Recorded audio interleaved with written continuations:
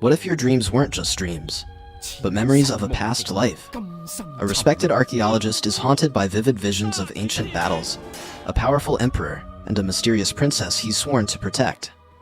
As the lines between past and present begin to blur, he embarks on a journey that uncovers buried secrets, lost love, and a forgotten legacy tied to the first emperor of China.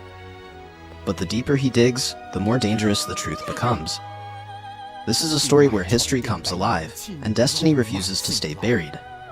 Let's dive into the myth, an epic adventure of reincarnation, loyalty, and fate. The film opens in ancient China, during the Qin dynasty, with General Meng Yi on a royal mission. He's been ordered to escort Princess Oksu of Korea back to China to become a concubine for Emperor Qin Shi Huang, a political move meant to secure alliances.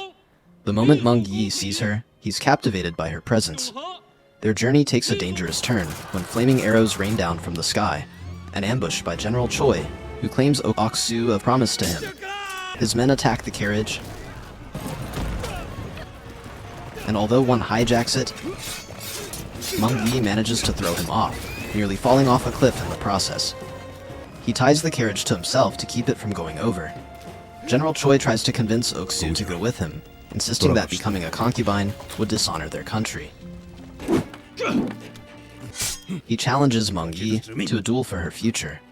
They fight atop the cliff, and though Meng Yi wins, the princess's carriage still tumbles off the edge. Meng Yi jumps after it. The two plunge into the river together. Suddenly, the scene shifts. Jack, a modern-day archaeologist, jolts awake, clinging to his pillow as though it were the princess. For months, he's been having dreams of himself as a warrior protecting a mysterious woman. He sketches the dream in his notebook. Later, his friend William calls him up, inviting him to check out a new anti-gravity project. Jack is skeptical. He's just an archaeologist after all, but William insists Jack's research might be the missing link. Eventually, Jack agrees to join him on an expedition to an ancient Indian temple, once visited by a prince from the Dasar kingdom. Inside the temple, worshippers claim their holy man can fly. Jack is unconvinced and heads deeper in, where he and William discover a floating stone coffin and a sword. Carvings on the wall reveal that during the Qin era, the Dasar prince gifted women and treasures to China, and in return was offered a concubine, Princess Oksu. However, he refused, and instead accepted a portrait of her and a Qin star gem. As William removes a black stone from a statue, the floating objects begin to crash down. Jack narrowly escapes being crushed, and inside the coffin, he sees a painting. The same woman from his dreams. A vision takes over, a palace scene where Oksu only smiles at the arrival of Meng Yi. Before Jack can process more, temple guards attack. He and William manage to escape after a skirmish. And William takes the sword with him, claiming it's for protection. The holy man gestures toward them. The crowd gives chase. They run to a cliff where William escapes via helicopter, but Jack is left behind.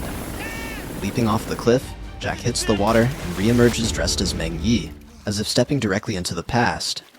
He finds Oksu nearby, unconscious. He helps her to shore and tends to her injuries, but they're attacked again. The soldiers demand Meng Yi surrender. Oksu begs him not to. He hesitates, gets stabbed, and though gravely wounded, fights back and collapses. She tends to his wounds. In the present, Jack is found by Samantha, who, with her elephant, pulls him ashore. She brings him to her uncle, a martial arts master, who agrees to help, after Jack duels him. During the fight, Jack taps into the skills of Meng Yi, as if muscle memory awakens. He shares his dreams and seeks answers, but the master tells him only by facing the past will he understand. As the bond between Meng Yi and Oksu deepens in the past, feelings grow, but duty holds them back. Meng Yi urges her to live for her people. She agrees, but only for him. Meanwhile, back in the present, Jack is on the run from police. Samantha helps him fight them off in a chaotic chase. Eventually, she helps him escape via boat, and Jack promises to return someday. William continues his research and finds the black stone is part of a meteorite with anti-gravity properties. Blocking its light disables it. Jack returns home and hands the Qin-era sword to the National Museum, triggering a dispute with Maggie, who funded William's project. Jack insists the artifact belongs to China. Later, Maggie introduces William to Professor Ku, who secretly leads a tomb raiding syndicate. Ku wants William to keep working with Jack to unlock more secrets. Back in the Qin era, the Emperor is dying, and only the elixir of immortality can save him. Rebels intercept it, so Meng Yi volunteers to retrieve it, knowing if the Emperor dies, Oksu and other concubines will be buried alive. Meng Yi departs with loyal soldiers. He intercepts the stolen pill, but the Chancellor, plotting against him, attacks. Meng Yi hands the pill to his deputy, Nangongyan, and tells him to protect Oksu. Meanwhile, Meng Yi is mortally wounded by the Chancellor and dies a hero's death. In the present, William shows Jack a location that matches his dream, a waterfall near Mount Li. Jack jumps in and finds a hidden chamber, Qin Shi Huang's mausoleum. Ku's men follow and blow the entrance open, knocking Jack unconscious. Inside, Oksu appears to Jack in a vision, showing him the frozen army and mausoleum.